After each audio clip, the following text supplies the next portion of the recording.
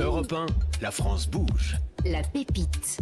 Tine, votre entreprise existe depuis juillet 2019, c'est ça? Oui, c'est ça. Donc à Romans-sur-Isère. Vous avez un parcours particulier, parce que ça aussi, ça nous plaît dans la France bouge, c'est de voir d'où viennent tous ces entrepreneurs. Vous, Tine, vous avez démarré dans la céramique. Donc déjà, les mains, vous avez toujours travaillé avec vos mains dans des métiers manuels.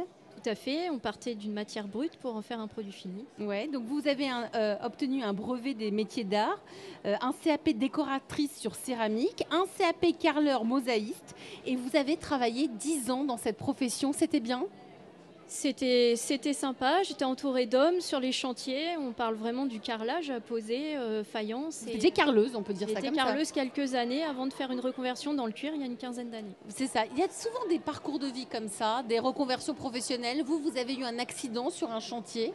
C'est ça, ce qui a défini cette reconversion. Ça a été un peu le déclic? Ça a été un vrai déclic puisque je n'avais pas prévu de faire du cuir à la base. J'étais oui. vraiment passionnée par la terre, la céramique. Et l'idée, c'était de créer des panneaux muraux et de pouvoir les poser. Donc, pour avoir ce statut d'artisan, j'ai fait carreleur, donc travaillé en tant que carreleuse pendant quelques années. Donc, vous avez été carreleuse pendant plusieurs années. Vous avez cet accident du travail, mais dans toute crise, il y a toujours des opportunités. On peut trouver des choses.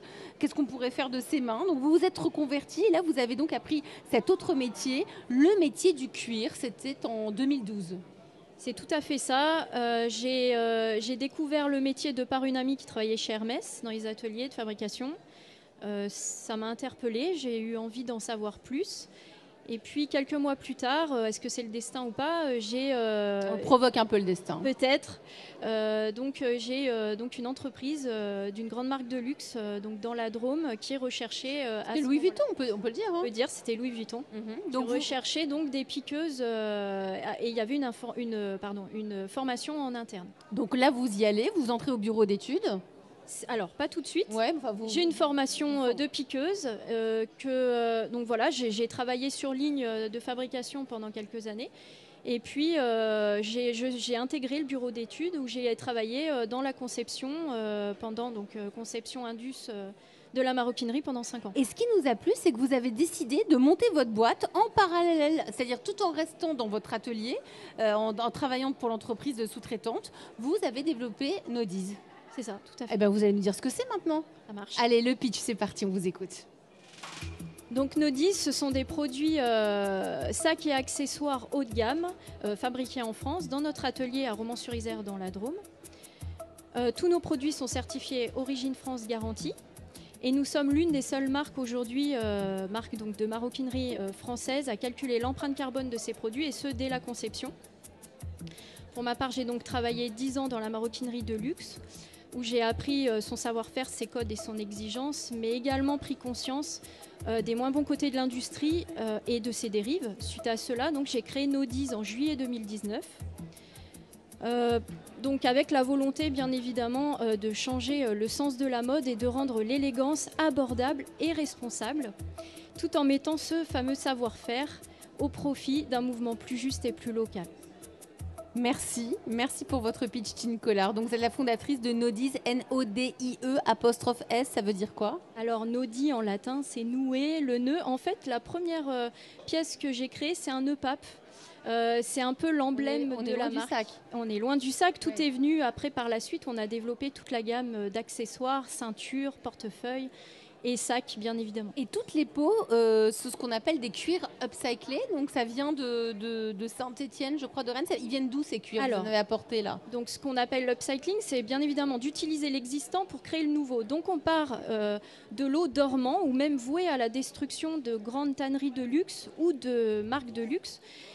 Pour le coup, nous, on a la chance d'avoir tout à côté de notre atelier, puisque l'idée, c'est de rester ultra local, les tanneries Roux, et on utilise leurs anciennes collections pour fabriquer nos produits. C'est ça. Au total, vous êtes 4. Je crois que vous faites tout aussi vous-même encore. Alors aujourd'hui, on a réparti un petit peu, mais c'est vrai qu'on a un peu toutes les casquettes aussi. Donc aujourd'hui, moi, je gère toute cette partie de conception et de fabrication avec Ismaël, mon alternant, avec qui donc, je transmets aussi mon savoir.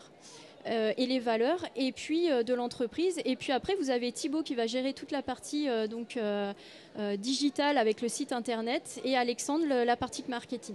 C'est ça, monter sa boîte à Landy Crescenzo? C'est parfait. Est-ce qu'on peut le faire en plus ou pendant ses études ou pendant qu'on est en activité. C'est ce que permet la France. Et qui plus est, quand on peut faire appel à des jeunes apprentis, vous savez que les chambres de commerce forment 120 000 apprentis chaque année.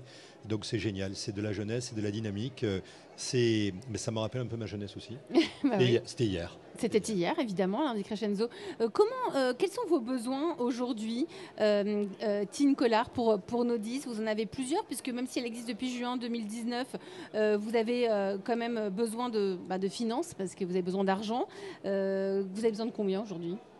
Alors, c'est pas vraiment un montant. En fait, ce qu'il faut dire surtout, c'est qu'en 4 ans, on a évolué, on passe des caps. Même en tant qu'entrepreneuse, j'ai passé plusieurs caps. Et avec la marque, par exemple, à partir de mai dernier, on a commencé à retravailler sur l'image de marque pour la rendre beaucoup plus désirable, qu'elle soit plus en adéquation avec les produits, la qualité de nos produits.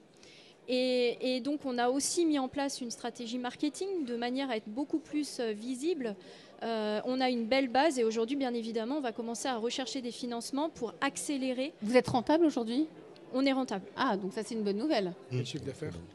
Luc, le Sénégal? Quel chiffre d'affaires vous faites? Alors aujourd'hui, le dernier chiffre d'affaires, donc sur l'année dernière, l'année précédente, on était à 60 000 €. Donc vous souhaitez devenir une marque référente dans l'économie circulaire en valorisant ces déchets du cuir. Alain Di Crescenzo. Oui, j'avais 2 remarques. Vous voyez, elle a défini ce qu'était l'entreprise d'aujourd'hui, l'entreprise qui gagne. C'est quoi? L'entreprise qui gagne, c'est l'entreprise green. C'est-à-dire que très très tôt, elle démarche est industrielle et elle est responsable. C'est-à-dire que très très tôt, elle intègre la réparabilité, la durabilité, l'environnement, le recyclage, etc. Et ça, c'est la clé. Et on a la chance, à la limite de s'être un peu planté dans l'industrie, on rejoue une partie. Et si cette partie, on la rejoue, partie durable et verte, nous allons redevenir des leaders industriels dans notre pays. Et ça, je trouve que c'est extraordinaire. Donc c'est un exemple. Et puisque c'est un exemple, simplement, Monsieur Alain Guibert, c'est le président de la Chambre de commerce de la Drôme, qui est un ami. Il fallait le voir. Je récupérais la carte parce que sur les notions de financement, de marketing, etc., on peut accompagner. On va le faire avec grand plaisir. Merci. Bah oui, c'est fait pour ça. La France bouge. Luc, le Sénégal, vous aviez des petits conseils? Justement, aussi. Généralement, Elisabeth, vous nous demandez de donner des conseils ou d'ouvrir notre carnet d'adresses. Et là, sur le salon, vous avez tout. Vous avez, pour les 3 talents qu'on reçoit aujourd'hui, vous avez vos consommateurs, vous avez une étude directe. Là, vous avez une étude en vous direct sur les avez consommateurs. les entreprises qui peuvent vous accompagner pour faire du co-branding, qu'on appelle. Et puis, vous avez tous les fonctions support, les banques, les chambres de commerce, tout ça. Donc, c'est le moment idéal pendant ces 4 jours. Vous avez, on n'a pas besoin de vous donner notre carnet d'adresse. Le carnet d'adresse, il est là. Mais en même temps, s'il y a un petit coup de main de la part de la CCI, franchement, on prend. Bien sûr. Allez, merci Tine. En tout cas, bonne chance dans Nodis. Ils sont très beaux vos sacs, donc c'est aussi important venez, allez les regarder. Vous avez un site internet évidemment. Alors bien évidemment, sur les réseaux sociaux. Voilà, nodisofficiel.fr. Et puis si vous voulez nous retrouver sur le salon, on se fera un vrai plaisir de vous recevoir au stand D22. Et oui, parce que ce salon du Made in France, il a lieu là jusqu'à dimanche. Bonne chance à vous.